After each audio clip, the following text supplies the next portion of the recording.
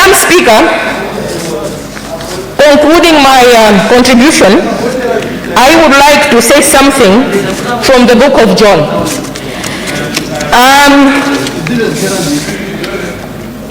John 14 verse 3, Jesus Christ when leaving earth, he said he will be going to prepare a place for us and that he will be back to take his own.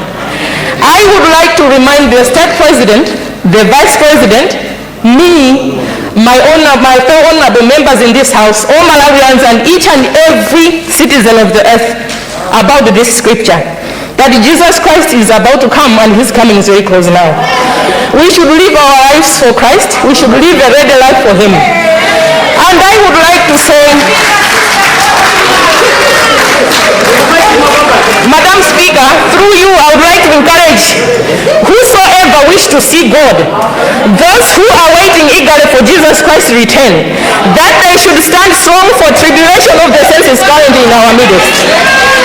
Now the pain and suffering can be felt, and the devil's plan spoken by John on Revelation 13 verse 15 is now visible in the physical. However, remember 2 Corinthians 4 verse 17, for our present troubles are small and won't last very long. Yet they produce for us glory that vastly outweighs them and will last forever. When the situation becomes worse, Jesus Christ himself will surely come to rescue his own, just like he did to Shadrach, Meshach, Abednego and Daniel's situation, when they refused to bow down to the king's idol. Madam Speaker, I had a lot to say, but for now, let me thank you for recognizing the people of Blantyre Kadola.